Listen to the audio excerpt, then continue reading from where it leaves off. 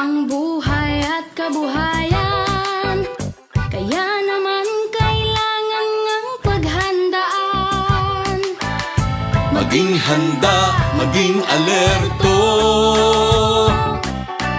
tungkulin to ng bawat mamamayan. Kaya tara na, kilos na, lika na, tumulong tayo. Gawin na po ang karapat-dapat na maging laging handa.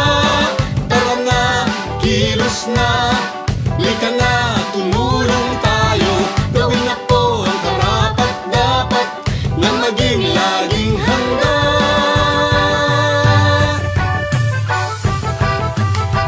Laging handa.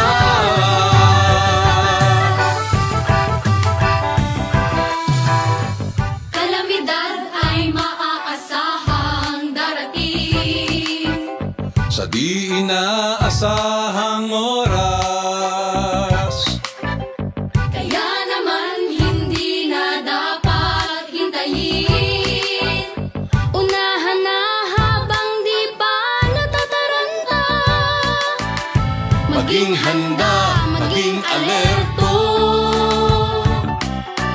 tungkulin to ng bawat mamamayan. Kaya tara na, kilos na, lika na, tumulong tayo. Gawin na po ang karapat-dapat na maging laging handa. Tara na, kilos na, lika na, tumulong tayo. Gawin na po ang karapat-dapat na maging laging handa.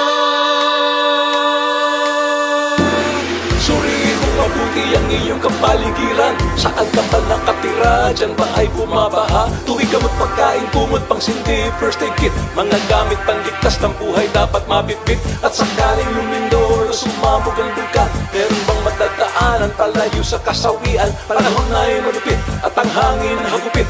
Mabuti na lang na tayo ay laging nakahanda. Tara na, kilos na, lika